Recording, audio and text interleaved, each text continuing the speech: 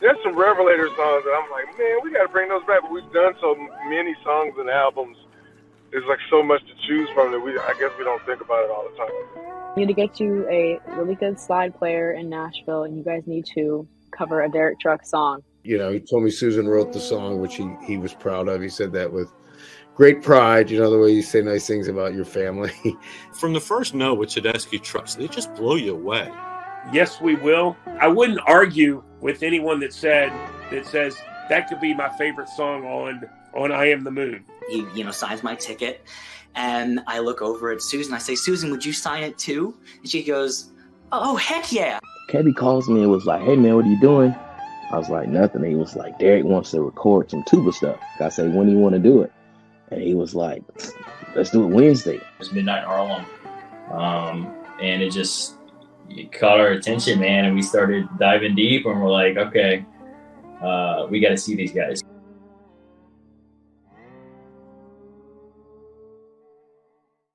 What's up? Welcome to the unofficial Tedeschi Trucks podcast. This is episode number 165. I am Adam Choate.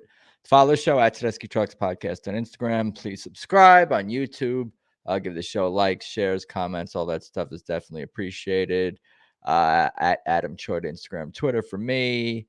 AdamChoate.com for everything else that I'm working on. Tedeschi Trucks Podcast will send you to the link tree that has all relevant links to this show. I know I'm behind on putting out clips on Instagram and YouTube and all that, so probably like 5-6 episodes behind, and I'm gonna probably fall more and more episodes behind as this band continues their busy month of August, which I think is 19 shows in 30 days, something like that. But here today, I want to recap St. Louis and Toledo, although we'll only have a couple of guests on talking about Toledo. We'll look at the poster and set list from St. Louis as well, and talk about that one for a few minutes too, I'm sure. But we have John coming back here, John Davis, and we got Tom Szaroleta here to talk about Toledo and more. So let's bring them on. What's up, guys? Howdy. What's up, Swamp family? Oh, we're here. Thank you for joining again, John, and good to connect with you in virtual life, I guess. Always good to be with you. Tom, thank you. And Tom as well. Good to connect. I was saying. Yes. So you guys are in Toledo right now. Yeah, actually, our native hometown. Tom and I have been buds for probably about 45 years now. We went to high school together. So we're both native Toledoans. I was on my own journey out to Chicago and Minnesota to see my kids. I circled back here because of the concert. We made plans a couple of months ago. Tom drove up here to see his family. So we took in the show. We also took in John Fogerty the night before at the same venue. So we've had a couple concerts the last few nights and seeing family and friends. Yeah. So you're just in town visiting, Tom, and you live currently where are you? I live in Jacksonville. Oh, you're still in Jacksonville. Oh yeah, I'm as a crow flies, not far from Tedeschi and Trucks. The swamp. It Swamp Raga Studios. What's that? Take me 45 minutes to drive there, but as a crow flies, it's 5 miles. Huh? Yeah, I got you. Why don't you tell me about your sort of musical journey and TTB journey and give me a little of your musical background and when did you come across Derek and Susan and your... Sure. So first, I'm from Toledo originally.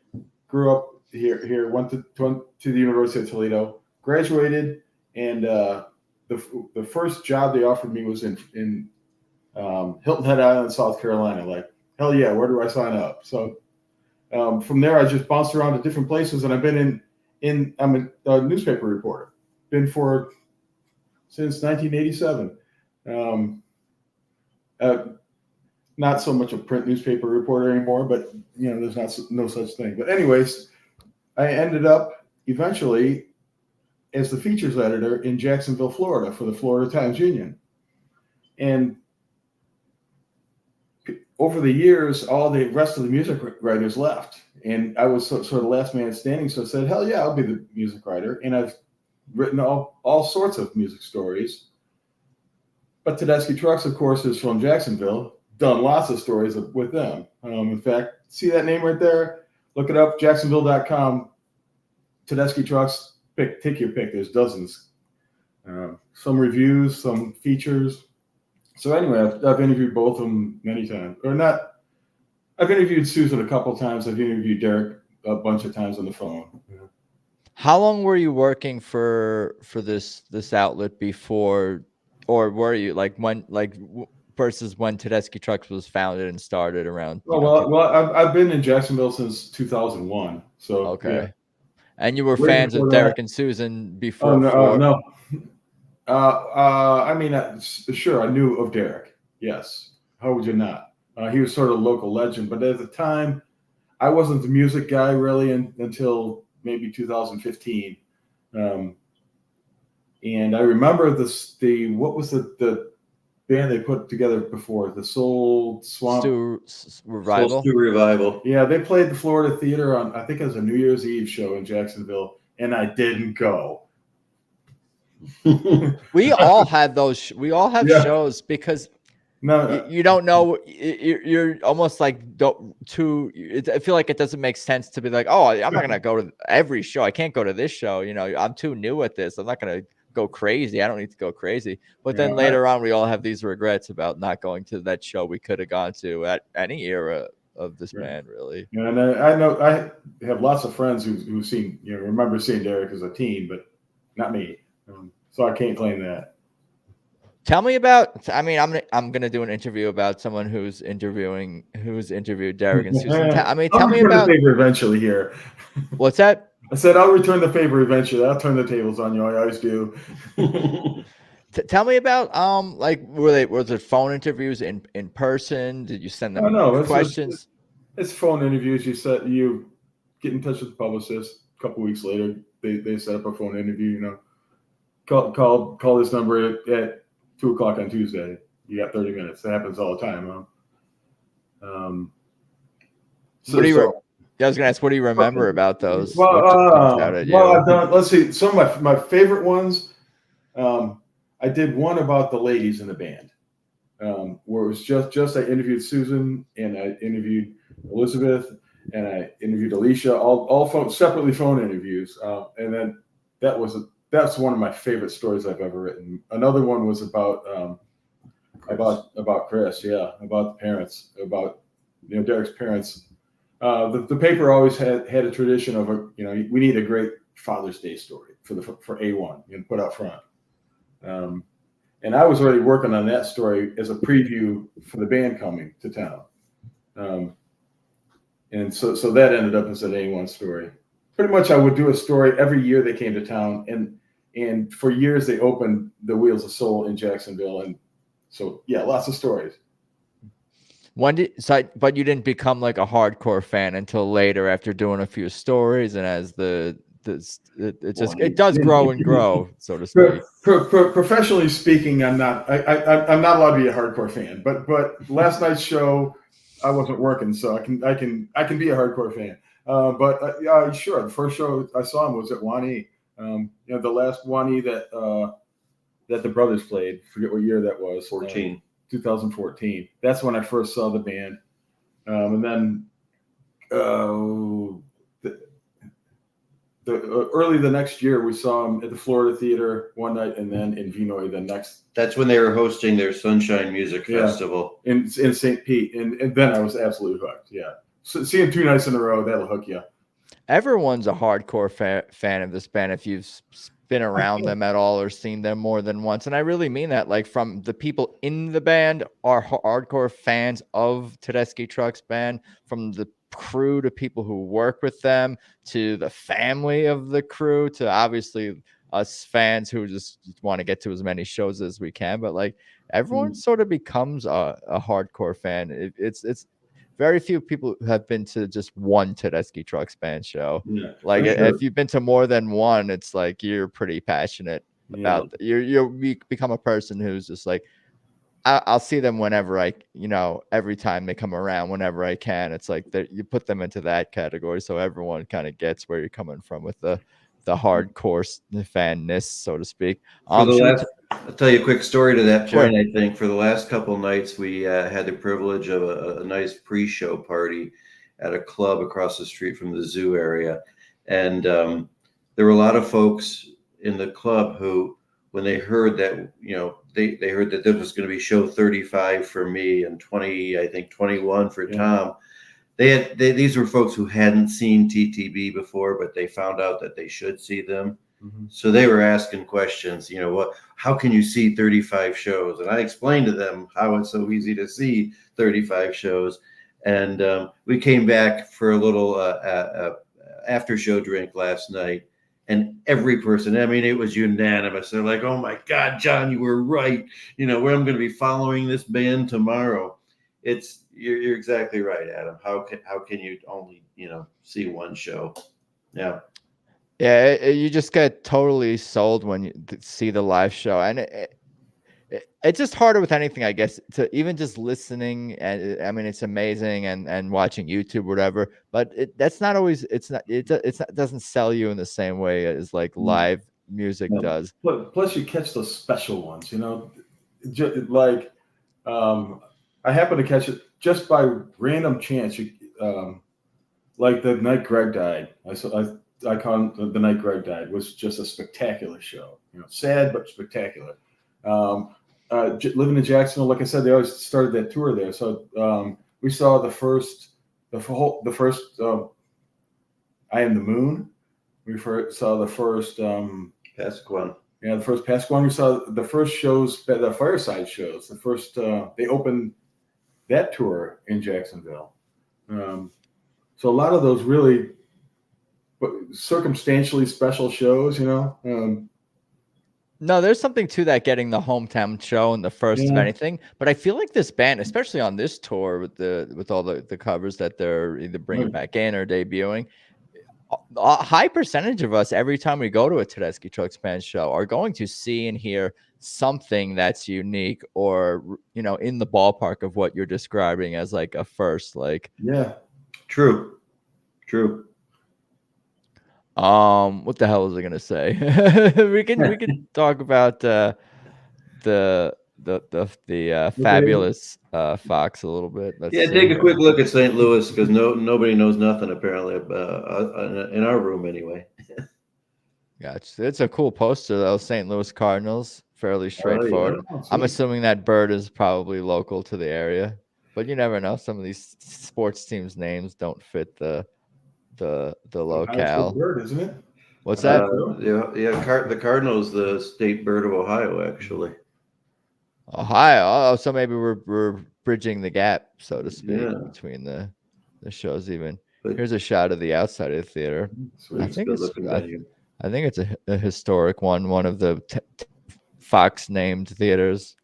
Those two marquees are actually seemingly a class of cultures. Those two marquees. You got the classic vertical Fox Theater sign, and then a much more modern monochrome overhang. But it works. Leave it to me to be overly critical of a theater. You've been. How many shows have you been to, John? Because you've been catching quite a bunch. I'm sure I asked you that already. 35, and I think now 13 or 14 venues. Nice. Yeah, I'm in similar, not as many venues, but in that ballpark. Let me ask you this: would you rather see the band inside or outside? I'm assuming the weather's nice. Would you rather be an indoor show or an outdoor show? I feel I could go either, because if am I close at the outdoor show and far away at the indoor show, or vice versa? Yeah, all other things being equal. Yeah, all other things being equal, and the weather's good. And I the would. beer tent is close. I would say, I don't know, something about indoors probably more intimate. I don't know.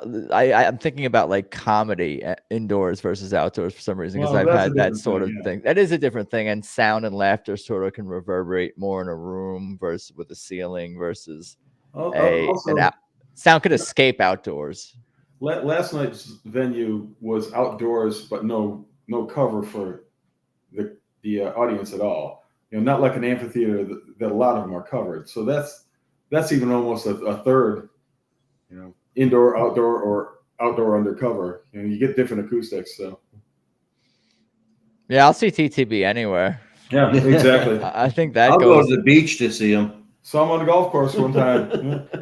Yeah, golf course. I saw them at Doheny Beach, right on. That was my second ever TTB show, I think. Nice. In 2011 in Dana Point, California. Here's the St. Louis set list. Got my mojo working. Don't drift away. Do I look worried? Crying over you. La-di-da. Done somebody wrong here, my dear. Feel so bad. I want more. Into Beck's Bolero. Anyhow. Keep on smiling. It ain't fair. Dreams. Made up mine and a encore rolling and tumbling. Bound for glory. To dig up to see what audio and videos come up from this one. But yeah, it's cool that, again, like those surprises that we speak of, like we haven't got a lot of where to go. Don't drift away and crying over you. Can't recall the last time they played this. I don't know if they played that this year on this tour. La-di-da, they've cut back on, and there it is. Yeah, rolling and tumbling. They haven't played in a few years, I think. So yeah, you're constantly getting surprises and the Alicia moment. I'm just rambling about what jumps out at me about this. But would that be a Mike Morrison? Mike Madison singing on "Keep on Smiling"? No, I think Susan does "Keep on Smiling." Mm-hmm. The other thing I pull out of this is 2 nights in a row because they opened Toledo with "Don't Drift Away." Oh, did they? That would be the only repeat, it looks like, for 2 nights in a row. That's cool. They're bringing that one back into the. My bad. No, my bad. Don't confuse the songs. That's what they ought to call it. Yes. It's all good. Yeah, the It Ain't Fair into Dreams. I'm sure that's always a sort of show-stopping special. The thing that special moment that always kills me about looking at a set list like this is, boy, that's a great show. I also saw a great show. The latest one's the best one. Yeah, you can't necessarily sub out, the best. It's the luck of the draw, I guess, is what I'm saying. You never know what you're going to get. Speaking of the luck of the draw, are they still handing out poker chips? I didn't see them anywhere last night. No poker chips at the zoo. No poker. I thought someone sent me poker chips. Maybe that's it was possible. There's 2 entrances, and maybe it was on the other side. I think there's poker chips. I think someone sent me some pictures of poker chips. What is the? I mean, I talked about this a bunch of times, but do we know exactly what the purpose is for the poker chips? I know that they can be. I think you can add onto the app like which ones you have, or people are trading some and trying to collect them all. But I think they are going to be redeemable for something, or I don't know. Probably just a giveaway. That would be my guess, but who knows? Yeah. That's a cool shot of Brandon looking at us, pointing right at us. These are the band's pictures. Probably Bradley Strickland. I should check to see. We saw him. I saw him strolling through the pit in Toledo. Yeah, he was active. Yeah, so I'm sure it was him at St. Louis as well. Excellent. Susan's. They should have put the signatures on her the model guitar that they're making for Fender. Yeah. You could probably get that done if you. I mean, I guess that's kind of corny having replica signatures on the guitar, but that really is part of the look of this guitar. Where I would almost consider an artist doing, an interpretation. Not an interpretation, but getting all these signatures on there. Yeah. All right. So suppose they gave you a blank one though. They said, "Here, go out and collect signatures from living legends." Who would you ask? Oh, who would be on my guitar? Any living legend? Musician, Who's on? Yeah. Guitar players. Guitar player, yeah. Okay, well that would be a start. This guy right here in the picture, Derek. I don't know, just off the top of my head, who's still alive? I mean, my favorites are Derek and Slash and Clapton and Keith Richards. Carlos Santana. Jimmy Page can sign it too, and Angus Young. A lot of the rock guys I like, Joe Perry. Joe Walsh. Mm-hmm. I've always had a soft spot for Joe. You're gonna have to turn it over, hit the backside too. Yeah, maybe not. maybe not for me. I could narrow it down. Bonnie I Raitt. think to I'm 10 to getting Bonnie Raitt 20. on my guitar. It's not that all these people are not legends and amazing. Some of them do mean more to me than others. So if we have to create parameters for this, that's a good question. If I was good at creating engagement for this podcast, that would be something I could reach out to people about and be like, oh, who's on your who you haven't signed your you can have only 10 or however amount Susan has on hers. Like who's on your not Mount Rush, who's on your signed guitar? 10 signatures. Maybe I'll post that. They're having a deep conversation here. No, I don't know. That's cool. Those are both two fun guys. Shout out Gabe. That looks great. Shout out Mark. Backstage vibes. The Cardinal poster. Yeah. No, it's where the hell's the band? They're in Michigan 2 shows, or is it Wisconsin and Michigan? I believe they're headed to Milwaukee, and then they swing back, to the Kalamazoo and Freedom Hill Amphitheater, Sterling Heights. And then I think they go out to Cleveland and maybe down to Dayton. Yep. I'm going to try my best to recap as many as I. Their bus driver must love that. Bouncing all over the place. I think I tried to get him on, but he prefers to be behind the scenes. Well, that St. Louis to Toledo 2 nights in a row, that had to be a little bit taxing. I mean, for all involved. Yeah, this month is going to be crazy. I don't know how. You're going to come off the stage in St. Louis at 11 o'clock, and it probably takes you, I'm guessing, like 10 hours, St. Louis to Toledo. They have. Yeah. Yeah, they have like some 3 and 4 nights, 4 and 5 nights, 3 nights in a row, a bunch of like 4 and 6 nights. They have some heavy, I mean, I have to pull it up, but they have some serious touring this month, certainly. I'll pull up the Toledo stuff here. It looks like they had some either technical or spatial challenges in Toledo too. I think the area of the Toledo stage was smaller than what their typical setup called for it. I think they had some challenges, and it looked like Susan might have been dealing with some technical challenges early on. Yeah, there's no room for the props. I mean, plenty of room for the band, but the chandeliers and backdrops, and none of that was there. Interesting. That poster, I'm in love with. I love that poster. Yeah, the couple of drafts and the poker chips and so as John said, the night before we were at John Fogerty at the same venue, and I thought, ooh, the zoo's going to be open tomorrow. A smart guy would come to the zoo in the afternoon, walk around sound check time, and surely run into the band, out checking the elephants, whatever. And we did not, of course, do that, not being the smart guys, but we did run into somebody that did, and ran into the band out. Walking around checking out the lines or whatever. So. And they did, in fact, run into Alicia. Yeah, that's cool. This band keeps active and often does seem to explore the city, especially when there's like musically related things and history and culture and things to see in a particular city. I know the band definitely values that, and you always see Derek, Susan out about especially. Oh, I'm sorry. For what? No, go on. For what it's worth, the Toledo Zoo, if you're ever in Toledo, Ohio, and looking for something to do, the zoo is pretty darn good.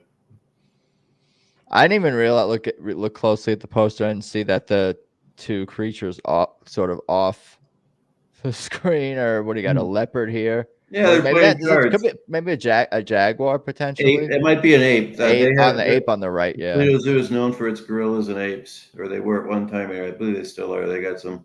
Look at he's cheating too. He's a cheetah. I get it. Sorry. Well, we got a shot of Mike. I wanted to. I had a shot of the. Here's the one I pulled off the venue. Yeah, that's a nice shot. No, it's really nice architecture. It's that built, I guess, during the WPA projects of the 30s, those rebuilding eras. And so it definitely reflects that architecture. The sound is good, and there's not a bad seat in the house. You don't want it to rain. That's the only drawback, is Mother Nature controls some of the destiny. But it's a nice, intimate house.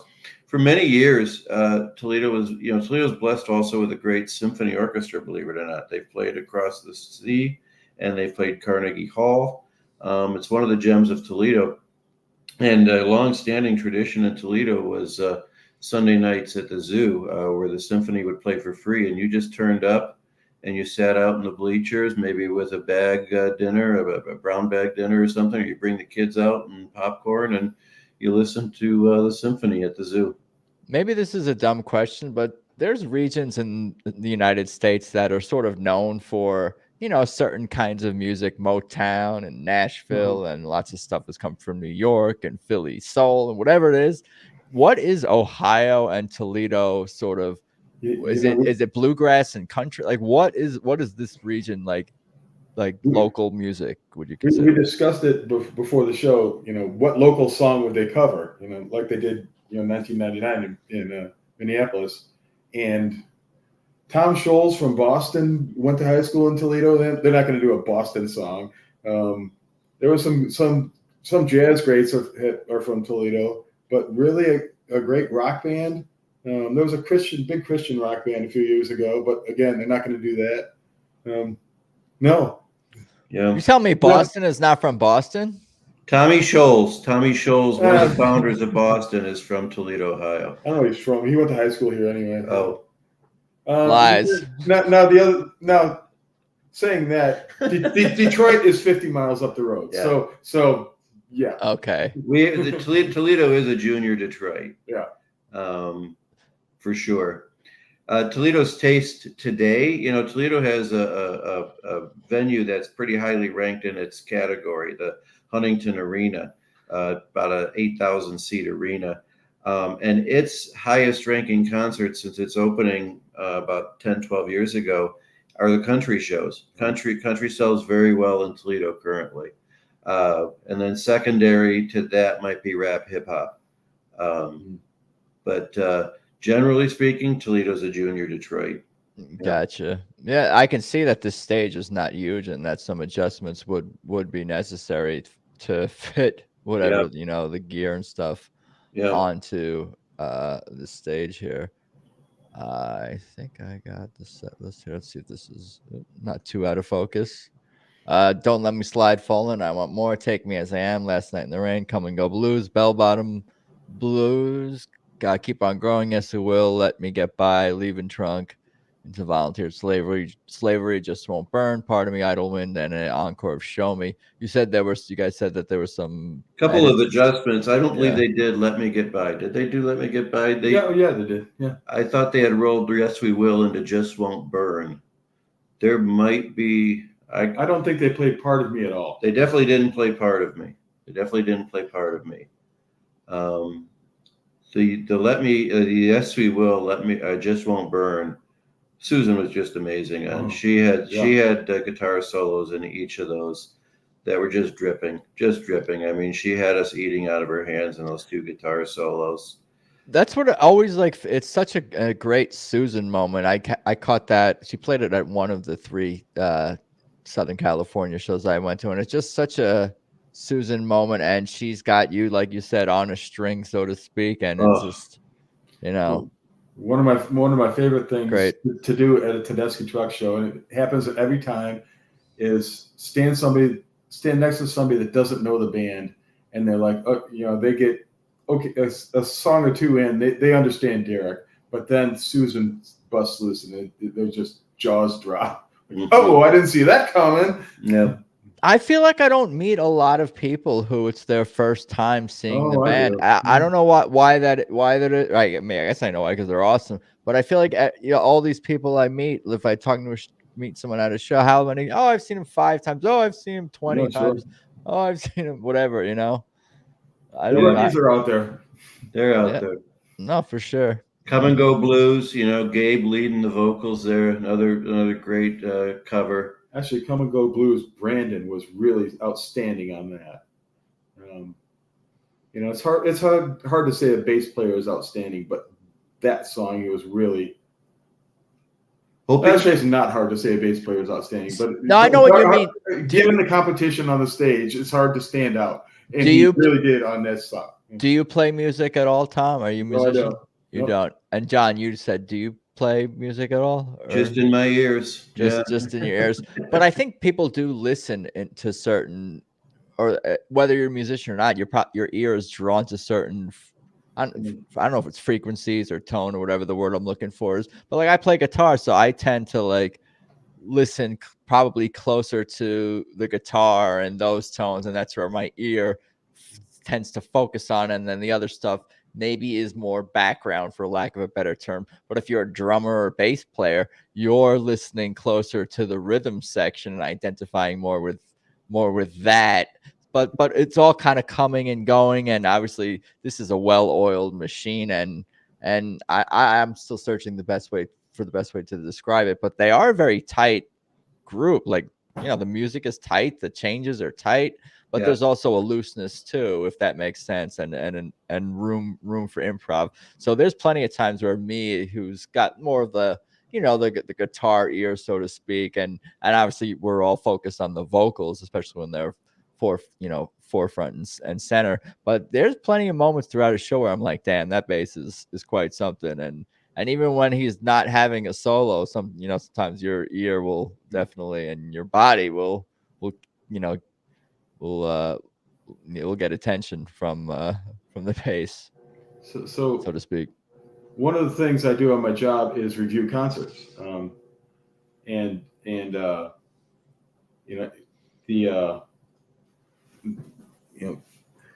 that's the one time when I'm allowed to express my opinion. But I've always found it as a concert reviewer, I found it advantageous that I'm not a musician, because neither are 90% of the people out here. For a show like this, it's going to draw guitar heads, but a general concert, most of the people in the audience are not musicians. They couldn't play Happy Birthday on the piano. Okay, you don't have to be rude. But I think that gives me an advantage, because I'm not writing a review from the voice of the band. I'm writing a review from the voice of the fans, and that's what I'm trying to be, the fan. And not being a musician, I think, gives me an advantage in that. It allows me to separate. I don't know if he's doing well or not.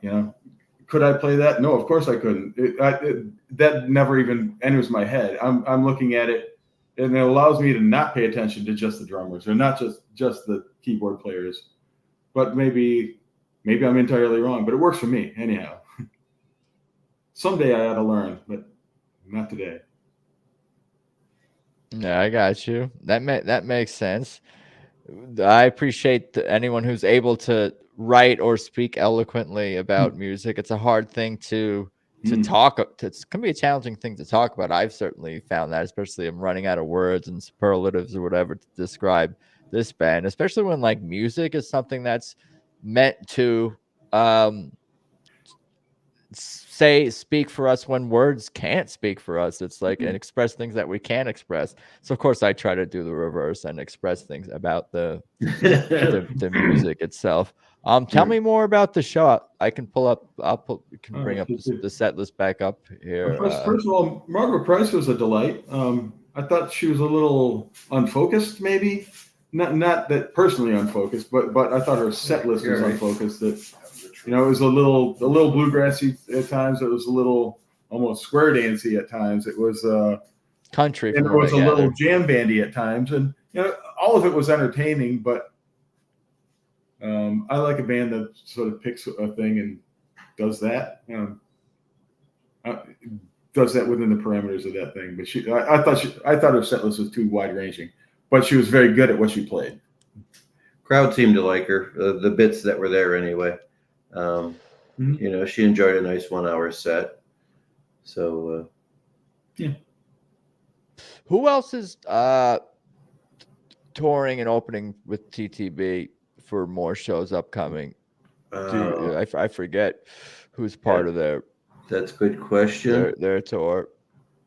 I know I think there's a few different acts from what I gather. Yeah. I'm gonna hit that for you here. Yeah, well, we can sort that out. But yeah, I love this. I love this set list too. Sing Mhm. "Take Me as I Am" is always a special one. That Yes, always it is. jumps out at me when I see that Yeah. in Again, the set list. displaying her vocals. Susan was. They were all on, but it was a wonderful night for Susan. Whether she was singing, and she brought her whole voice. I mean, she reached wherever she could, and then her guitar solos were everyone was an absolute pearl. Great night for Susan. Great night for the horns. Right up through the course of the Show Me, where they do the call and response with Derek. But just a great night for the horns. Kebby on flute on Idle Wind. Uh, Alicia with her feature on Idle Wind, raising her gospel voice is just always a treat, always an absolute treat. I love the two for the Layla two for there with Bell Bottom and Keep on Growing. That was very nice. One of these days I'll catch Layla. Yeah, they only played it one time with Trey at the lock-in, maybe early in TTB's history they've done it. Yeah, Come and Go Blues and Bell Bottom Blues is a blues overlap, and then you have the Derek and the Dominoes overlap. There's always some kind of method to the madness, and I feel like no matter how deep or how knowledgeable any of us really are about the music, the set list, what information we could find as far as like what's on setlist.fm or what the hell they played last time at this show or last night or what the band is up to and might be thinking. There's always something that we don't know. There's always a reason for something in this set list that's like, oh, that's a personal thing to the band, or it just seems like we find out we often will find out like after the fact, like, oh, they played that because it was this anniversary of this thing that there's always there's a method to the madness. There's always such balance in this, and they always seem to. I mean, as someone who follows the band closely and at least glances at every set list, if not listens to the music, whatever comes out. There's always just like a thought to not really overplaying in terms of playing something too often for fans that are following the band. Like, I don't think they can it would be too much to play probably Just Won't Burn every night. So Susan, there's another Susan centric blues song maybe they're going to play. I mean, she has played Looking for Answers and Just Won't Burn, I think, occasionally at the same show, but there's such a knowledge of what putting their songs into categories, but not necessarily that's not a deal breaker. It's not like, oh, this song goes in this category, so we can't play it. There's always exceptions to the rules, and they're just like Derek especially is very in tune with what creates that balance. Yes. Do you have that picture of Brandon? I don't know if yeah, these are your pictures? I think so.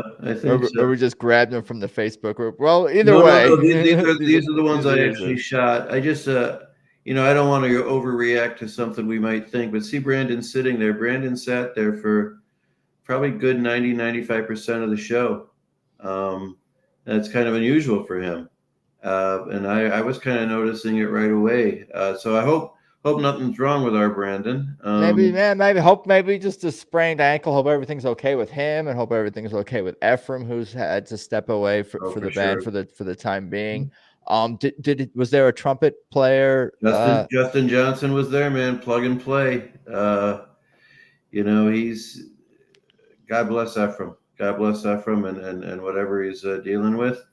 Right now, Justin is filling it. He's 100%. So, yeah, on Show Me, he showed me. Yeah, for sure. Yeah, this band always does a great job of just powering through any sort of adversity and adversity in terms of dealing with lineup changes or whether they're temporary or whatever the case may be. It's just they also become like our children and our friends, and we don't want to see them go away. And we want the best for them. We were having a conversation earlier. Any of these people could have their own gig going, and some of them do, in the off seasons. And you want that. You want the very best for them because they're outstanding artists and they're great people. And then when it happens, it feels like a part of your heart. We're like, oh God, I can't believe he's gone, kind of thing. Yeah, no, I get that. That's one of the fears with this band is that not so much that they're gonna have drama or issues and there's gonna be breakups and messiness and things like that. It's more like, oh, that person's too talented, so like they just have to dedicate more time to whatever that may be. And they like Kevy's saxophone and Alicia's voice and obviously Mike and Mark, and I could just name the whole band. Like that really is sort of the Tedeschi Trucks band sound, not as much as Derek and Susan. Obviously, you can't have Tedeschi Trucks band without those two, but everyone else's contributions are certainly like really part of the sound. And I've even talked about, go back and listen to the band, what the harmony vocals sounded like before Alicia became part of things. It was a very different sound. It's just a much fuller sound. Like I've talked about this before too, with the female vocalist added to that harmony sound. It's just more representative of humanity, I'll say. The more of a Mad Dogs kind of feel with male and female in a group.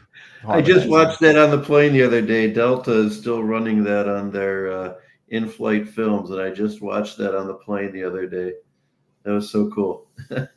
Jay here is mentioning Maggie Rose is I guess going to be playing with the band. Oh, very good. Oh, Maggie Rose is very good. She was at Soul Sweet Song, Soul Sand Sweet Soul Sand Stew. What's the Sun, Sand, and Soul. Sun, Sand, and Soul. Sun, Sand, and Soul. Soul Sweet Song. We're going to work you through this, Adam. You're going to be okay, buddy. Yeah, no. Yeah, hopefully everything's okay with Brandon as well. It wouldn't be the first time a TT member has sat, to get through some kind of ailment. For sure. Mike looking very Mike-like in this one. Mm-hmm. Totally. His pipes were there. He carried it. Yeah, no, it's like effortless. And I think it's so effortless that I can hear sometimes listening to the audio of these live shows where like the fans are like caught off guard by how deep his voice can go or how high his falsetto can get or how powerful he can belt out his voice, because he's sort of unassuming. I mean, he's less demonstrative. Susan is more unassuming, and especially her speaking voice compared to her singing voice, but she's more demonstrative on stage as well. Whereas like Mike sometimes can build up to more of the demonstrativeness, but it can catch people off guard sometimes. If any of the Swamp family, if any of the fans didn't know it, one of the most impressive things about Mike, and we know this because we witness his depth of music, he's a graduate of Harvard University. Right. Which is, when you start to reflect on what he means to the band and what he contributes, it all makes sense. Yeah. I wonder, I kind of assume, I mean, obviously there's all kinds of different intelligence out there, and I'm sort of joking to some degree when I say it, but like I'm assuming he's the smartest person in the band. So if I should ask him next time I ever see him or get him on here or something like that, like, is that like sort of frustrating in a way sometimes, or can it be like when you're almost always the smartest person in the room? Because I mean, I don't know. I can tell you, no, I can't. Well, currently, with the two of us in this room, yes, one of us is the smartest. So yes, it's rough. Yeah, it's the refrigerator. The refrigerator is the smartest one in the room right now. Yeah, no, this man is just a super talented dude, and he's always just like keeping like in tune with what Tedeschi Trucks Band does, keeping us sort of alert and what's the word? Not on guard or on edge, but like surprised, like with his musical choices, be they what covers he wants to do lead on these Stones covers, or just some of his musical choices, like even like going, I'm still thinking about like the Monkey Man that they played a couple of times where they do it at Red Rocks, and I think one time after, and that's just pretty daring choice to do go for some of those like Mick Jagger iconic sounds and a slurry blues version of 1999. Right. As we saw last weekend. Is that on Is that on someone? I mean, there's some Facebook group snippets, but has that appeared on I the still have not YouTube? seen a complete cut. I still have not seen Yeah, it. I saw a cut that had seemed to have snippets. I still have not seen a complete cut. Right, he brings something totally different to the band. Like it would be a little bit of a different sound than, you know, without Mike and his Emmeline's and Right on Times and all these contributions. Yeah, for sure, to the group. There they are. Yep, she was beautiful. She had full voice. She wasn't holding back a bit. Her guitar solos, actually, every one of them lit up. He was generous. You love to watch him look at her while she's jamming. This is a proud husband. He's a proud band leader and he's a proud husband. It's cool to watch him and her interact. It's better to we've talked about this for me and David Flam. Like, where do you look? There's so many places to look on the stage. Sometimes you don't know what to pay attention to, but it kind of is better to look at the person who's reacting to the person playing the solo, because you can still hear the solo. So you might as well look at the person and share that sort of moment. Like, but obviously we're all kind of panning around and just like taking it all in. We're all kind of like directing our own. You can direct your own TTB concert experience depending on where you want to put your own focus. Like if you want to be like, oh, I want to focus, you know. Yeah, for sure. It's interesting. I always advise rookies to take one song and just watch the drummers, because it's fascinating. It doesn't necessarily look like they're playing the same song, you know, but obviously they are. And I always wondered what it would sound like if you took one of them out. Would it change? And then I saw the Fireside shows where they did take one of them out, and Falcon more than covered it. But he obviously didn't play the way that he does, you know, when it's two of them. Right. It's not the same, but it's still amazing to get any combination of those lineup, and that's fun to see. I always talk about within the shows themselves is sort of the different lineup arrangements and combinations of performers. That's another thing that like keeps things fresh, besides like the diversity of the set list, the diversity of the lineups within each show that keeps you going back. And they just have there's so much room to experiment. I mean, that must be a big factor in what sustains this band. Just like what it's the structure of it enables it to evolve. Right. And yeah, I mean, that's it. It still requires some personal characteristics that allow them to keep themselves fresh, to keep it fresh. It'd be so easy to be on that bus or be on the road for 200 nights and it just become the same thing. It's to their credit how they're able to keep themselves fresh and the act fresh. It's amazing. Yeah. No, there's a lot to that. Obviously, we all know, you know, there's acts out there that play virtually the same set list, you know, every night, and you're not getting that from this band. This is just so cool. Look at this. This is a great shot, Derek, on the slide. You were pretty damn close. You might be zooming in a little bit with your camera, but it looked like you guys are pretty great. We were just seats. too off the rail. We were too off the rail, and Damn. it was a very small camera pit. So, Nice. 10, 12 feet, maybe a little more than that from the edge. And let me say that Johnny obviously has a good camera, because if you look at Derek's right hand, it's not blurred. How did you do that? That's a fast camera, dude. This is with their phone. This is with That's with my Apple. I have 14. But his right hand can just be moving so fast that you can hardly see it. You know? Yeah. No, this was, you know, sell this one. No, it's good. It's a good one. Yeah. What else should we talk about? What else should we cover? Here's the set list again. If anything jumps out at you guys, I appreciate the time, the stories. Good to connect. Tom, I've been meeting so many new people lately. My goal is to meet every single fan, like who's passionate. Our goal is to talk you into Sun, Sand, and Soul. Yeah. My goal is to get you guys to fund me there. Fund my trip. I'll start the Patreon. Go fund me. There you go. Go sun me. I'll work on it.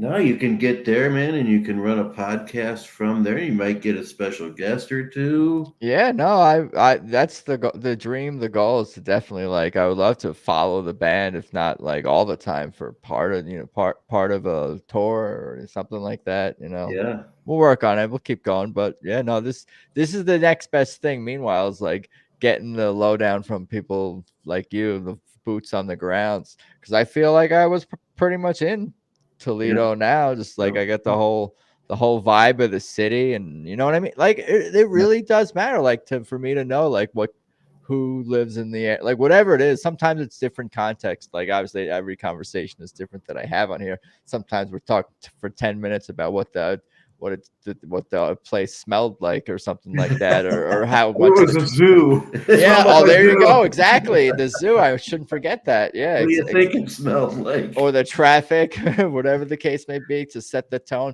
Because sometimes I'll talk to people and be like, oh, it was such an arduous experience to get to the show because of weather or traffic. So when everyone got there, it was this release and everybody could relax and oh, now I feel like I was at the show. And other times it's we're at the beach and it's just the most chill vibe ever. Or it's a family vibe at what's St. Augustine, the last show of the tour or whatever. So I don't know. We're all crazy, especially me. Take us back to St. Augustine, man. That was classic. Hey, is the Kofi Day of service sold out, or are there still spots open? If there are, sign up. Do it. Yeah, wherever you are, help out on Kofi Service Day, please. Yeah, I am, and I got I think a couple of people to do that too. And not only that, I was talking to some people, and I think they're trying to start in more cities. I don't know if that's a thing I should be encouraging. I think that's a thing I'm okay to be public. If I could say, Adam, I think you should make sure you hit that every podcast. Let's get us our butts out there. If it's not in a city that you're doing, there's probably still time to do something, and if not, definitely help out whenever you can with some of these great clean up a beach for Kofi or something. Ask Renee Pfeffer if she wants to come on the show. Yeah, no, I think I talked to her before. She's more behind the scenes. She leads the pack on right. The Kofi organizer for sure. What I've been meaning to tell her is to get these hats are available for sale, and maybe part of that or all of it can be donated. You gotta earn it, baby. No, but if you donate some of the hat sale to a cause, maybe Sure. Yeah, because that's definitely this is definitely a popular item, and the T-shirt as well. I think within the TTB fan community, we love it. A lot of people get hardcore into different merch and pins. Sure. And posters. I sometimes think there should be, or there definitely should be. Maybe is there a Funko of Derek Trucks? Maybe, I'm not sure, but there should be more action figures. Because I don't know. I think of the bands sometimes as action figures on the stage there, and not that I'm controlling them or directing them, but I don't know. Okay. The little green guitar and the red SG and whatever. There should be little figures of them available. Still trying to get a Kofi Day service in Seattle, says Kirka. Have some interest so far. Do it. Good job, Kirk. Good job, Kirk. Yeah. Keep going, man. Donate some salmon to a shelter or something like that. I'm gonna stop talking now. Good stuff though. Anything else you guys want to talk about? Here I got it right here. You had a story about Kevy's dad. Look at me. Tom, okay. Kevy's dad. So many moons ago, and he was a musician. Yes, 1987. I moved to Hilton Head Island, South Carolina, from Toledo. Good call. And we used to hang out at this bar called the Crow's Nest. Was in the top of the Hilton Head Inn, which has since been demolished, but was right on the beach. Beautiful place. A couple blocks from my house, and we used to go there all the time and see this band. But the saxophone player was Earl Williams. Saw him many times. In fact, I can't swear to it, but I do know that the night I got engaged, we went to the Crow's Nest. I don't know if Earl was playing that night, but anyway, saw Earl many, many times, and it was decades later when I learned that his son is Keddy. It's like, oh, you got to be kidding me! So I've got that tie that someday I've got to meet Kevin and tell him that story. But so what years were you seeing his father perform? Late 80s. But I see. But you didn't make the connection that they were connected. No, not for decades. I mean, like maybe last year I made the connection. That's funny. Well, how would you put the two together? Don't they have the same last name? But it's the most popular last name. They were both brilliant saxophone players. I should have put it together, but come on. Yeah, I know. Yeah, that's. So anyway, cool story that someday we can be telling. Yeah, for sure. His dad was definitely a big influence on him and his music and whatnot. Good stuff. What else is upcoming for you guys? More shows upcoming. I think John, you said you got some stuff. We have Warren Haynes at the Florida Theater on September 21st, the night before Kofi Service Day. We'll be at the wonderful Florida Theater for Warren Haynes. What's Warren doing on Kofi's? Would he be a volunteer potentially? He's booked the next night. Yeah. So I checked. That shit's during the day. Could be. Got sound check. Maybe he'll clean the riverbank with us. Yeah, you gotta deliver potatoes. Whatever he's doing. Yeah. That's a couple years ago when he peeled potatoes for the kitchen. Yeah. I like how everybody does different things. It's kind of interesting to see. And then I'll see like, oh, you guys, I'm like, oh, they did a lot more work than me in that city. It looked like. Yeah, this is my third year. We sorted food one year. We worked a farm last year. We're cleaning a riverbank or a boat ramp or something this year. Yeah. Yeah, I'm sorting at the food bank. I think that suits me. I think that's probably where I belong, and doing stock and just. I'm usually the DJ too, playing Kofi music. Well, Renee will put together, I'm sure, a playlist as well. Yes, and we'll all work on that and do whatever, Right. Yeah, I'm looking forward to this. It's on the calendar. I'm all signed up, but I did kind of like forget about it for a second there, and like now I'm like, oh, that's a thing that I'm definitely looking forward to just for just. Even for just like selfish reasons, just because it's fun, It's a weekend this year, isn't it? It is a weekend. Right. Last year it was a Tuesday, and it's a great way to get to know another person in the TTB community and the Swamp family. Mm-hmm. You get to meet another person or two that makes an impact on you somehow. Last year we met Bradley Strickland. We met the wonderful Judy Bowman, who's a darling woman, old friend of Chris and Debbie Trucks. So you get to meet some very special people generally when you do this. Besides, you're doing something very good for the community.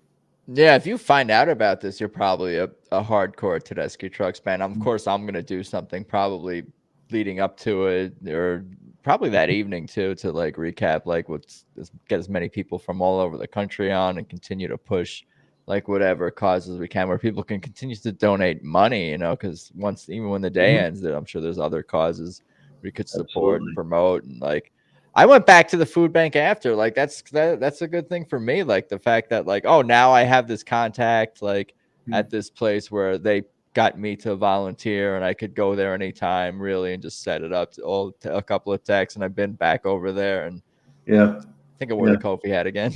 Excellent. What about I was gonna ask, what about TTB shows coming up? Do we have any TTB? Did I ask that already? I don't have a TTB booked at this point. No. Yeah. I've got my daughter's getting married in late September, right. So I've got a little bit of a schedule going on, but that's why I was excited just to get Sun, Sand, and Soul booked, just so I have something to hold on to. But my sense is they'll probably do something in Florida, maybe in late winter, early spring. That's what I'm banking on. But I won't be doing. It doesn't look like I'll be doing any more of the fall, early winter shows. Yeah, what about you, Tom? Well, the two of us have to get in a car tomorrow morning and drive 1,000 miles to Florida. So I got to hang up on you, dude. Right. It's a long drive. Back to Jacksonville, though. Yeah. Sounds good, guys. Thank you again for the time. What's that? Back to Gator Country. That's right. Be safe out there. Don't get eaten. Man. Always a treat to join you, Adam. Keep doing what you're doing. Oh, thank you. Thank you. Thank you, guys. Talk more soon. All right. Peace. All right. Peace. So there you go. What was that, episode 165, recapping TTB and a little St. Louis talk, and then talking more about Toledo and the Toledo Zoo Amphitheater. Yeah, very cool to talk more with John and connect with Tom. We've messaged and corresponded over the years, talking TTB a little bit. So good to meet him, and thank you for joining. For more about this show, at Tedeschi Trucks Podcast on Instagram. Please subscribe, and on all the platforms. Positive reviews on Apple Podcasts are appreciated. AdamChoik.com, TedeschiTrucksPodcast.com. Definitely check out that stuff. TedeschiTrucksBand.com. That's the band's official website. Definitely buy tickets to shows, merch, all that. Support the band. Certainly, Swamp Family app. Definitely download that. Join the fan club for sure. But I think that's pretty much all I got for today. I'll put out an audio version of this episode. I'm gonna aim to recap that. Was it the Wisconsin and 2 Michigan shows on Monday evening? So reach out if you're going to those and want to come on. Yeah, I'm going to try to keep up the best I can with this band, but that's pretty much all I got for today. Thank you to the band, the crew, the fans, guests, everyone out there. That's pretty much all I got. Let's talk soon. Peace.